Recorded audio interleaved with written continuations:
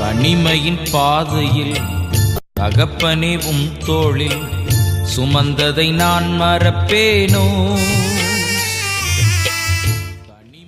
ஆண்டவராகிய இயேசு கிறிஸ்துவின் விலையேறப்பெற்ற நாமத்தினாலே உங்கள் யாவருக்கும் என் அன்பின் ஸ்தோத்திரத்தை இந்த காலை வேளையில உங்களுக்கு தெரியப்படுத்துகிறேன். 94ஆம் சங்கீதம் 19வது வசனத்தில் இவ்வாறாக வாசிக்கின்றோம். என் உள்ளத்தில் விசாரங்கள் பெருகுகையில் உம்முடைய ஆறுதல்கள் என் ஆத்துமாவை தேற்றுகிறது. கிறிஸ்துவுக்குள் அன்பான தேவனுடைய பிள்ளைகளே, என்னுடைய வாழ்க்கையிலே ஒரு காலப்பகுதியிலே நான் தனித்து விடப்பட்டேனோ என்கிறதான ஒரு உணர்வோடு கூட என் வாழ்க்கையில போராடம் நேர்ந்தது. அடுத்தபடி எங்கே எந்த பக்கம் வைப்பது என்று அறியாமல் திகைத்து நின்ற ஒரு சூழ்நிலை. நான் தடுமாறி விழ எதுவாய் காணப்படுகிறேன். என் துக்கம் எப்பொழுதும் என் முன்பாக இருக்கிறது.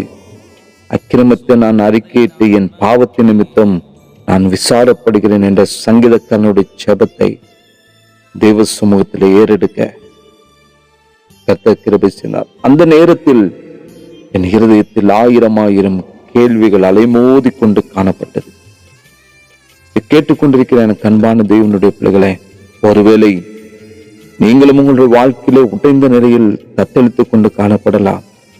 உங்களுடைய கலக்கத்தை முற்றிலுமாக விட்டுவிட்டு காலை பொழுதிலே கர்த்தரை நோக்கி பாருங்கள். என்னை தாங்கிய, என்னை தேற்றின, என்னை பலப்படுத்தின தேவனுடைய வார்த்தை உங்கள் சிறுமியில் உங்களுக்கு ஆறுதலும் உங்களுடைய வாழ்க்கையில் அது மீட்பை தருவதற்கு வல்லமையுள்ளதாக உங்களிடத்தில் நிச்சயம் கடந்து வரும். இன்னும் ஒரு விதமான பலவீனத்தினால் தாக்கப்பட்டவனாக உள்ளத்தில் விசாரங்கள் பெருகின நிலைமை, செய்வதறியாமல் தவித்திருந்த ஒரு நிலைமை, கர்த்தர் தாமே யோர்தான் நதியிலே தாம் செய்த மகத்தான அற்புதங்களை நினைவுபடுத்தி என்னை ஆறுதல் படுத்தினார்.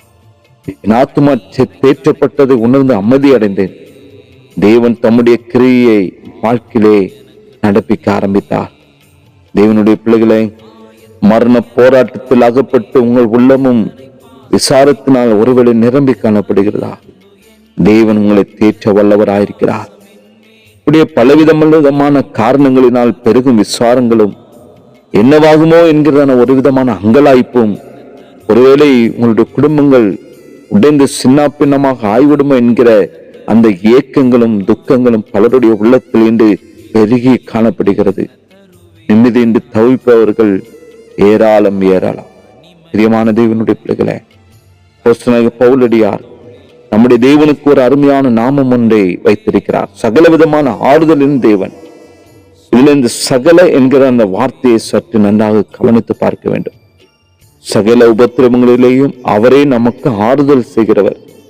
அவரே நம்முடைய உபத்திரவத்தை பார்த்து நம்முடைய ஆத்தும வியாகுலங்களை அறிந்திருக்கிறவர். அவர் நம் ஆத்மாவை தேற்றுகிறவர் என்று வேத வசனங்கள் இப்படி ஏராளமாய் காணப்படுகிறது. இந்த வார்த்தைகள் ஒன்றும் பொய்யல்ல. வியாகுலங்கள் பெருகிறதான நேரத்திலே நம்மால் எதுவும் செய்ய முடியாது என்று தவிக்கிற ஒரு நேரம்தான். ஆனால் நம் தேவனுடைய அந்த அன்பின் அரவணைப்பு அதிகமாக அனுபவிக்கிற நேரமும் அதுவாக தான் காணப்படுகிறது. அப்பொழுது விசாரங்களுக்கு மேலாக வியக்கத்தக்க சந்தோஷத்தையும் மகிழ்ச்சியும் நம்முடைய வாழ்க்கையில நாம் அனுபவிக்க, நம்மை முற்றிலுமாய் நிரப்புவதை நம்முடைய வாழ்க்கையில் நிச்சயமாக நாம் அறிந்து கொள்ள முடியும். எனவே இந்த காலை பொழுதுல நம்ம தெய்வ சமூகத்திலே பரிபூர்ணமாக நாம் அர்ப்பணிப்போம். சங்கீதக்காரர் தாவீது தெய்வ சமூகத்துல கடந்து வந்து ஜெபிக்கிறேன். என் உள்ளத்தில் விசாரங்கள் பெருகில் உம்முடைய ஆறுதல்கள் என் ஆத்மாவை தேற்றினது. கர்த்தருடைய ஆறுதல் நிச்சயமாக உங்களை தேற்றும். அவர் உங்களை திடப்படுத்துவார், உங்களை பலப்படுத்துவார், உங்கள் கண்ணீரை துடைப்பார், உங்களை சகல விதமான நன்மையினான கிருபையினால் நிறைத்து சமாதானத்தின் பாதையிலே, சந்தோஷத்தின் பாதையிலே அவர் உங்களை நடத்துகிற தேவன். ஜெபிக்கலாமா? நேசிக்கிற அன்பின் நல்ல தகப்பனே, அந்த ஆசீர்வதிக்கப்பட்ட காலை வேலைக்காக நன்றி செலுத்துகிறேன் ஆண்டவரே. உங்களுடைய ஆத்துமாவிலே பலவிதமான வியாகுலங்கள், பலவிதமான கவலைகள், கஷ்டங்கள் உண்டாகிறது. சகல வெற்றியும் அறிகிறவர் நீர் ஒருவர் மாத்திர ஆண்டவரே. இவையெல்லாம் நாங்கள் மறந்தவர்களாக விட்டு ஆண்டவரே, உண்மை மாத்திரம் நோக்கி பார்க்க நாம மகிமைக்கின்ற வாழ எங்களை தெய்வ சமூகத்துல நாங்கள் அர்ப்பணிக்கிற ஆண்டவரே. கர்த்தாவே, இவைகளை ஒன்றும் நிரந்தரம் அல்ல. நீர் எங்களுக்கு தருகிற சந்தோஷமும் சமாதானமும் ஆறுதலும் அவைகள் நிரந்தரம். அவைகளை தேடி கடந்து வர தகப்பன் இந்த காலை பொழுதிலே தம்முடைய பிள்ளைகளுக்கு அப்படிப்பட்ட கிருபையில கொடுப்பீராக. நீரை ஒவ்வொருவரையும் ஒவ்வொருடைய ஆத்மாவையும் தேவன் தேற்றுவீராக, ஆறுதல் படுத்தும். இயேசுவின் நாமத்தில் ஜெபிக்கிற நல்ல பிதாவே, ஆமென்.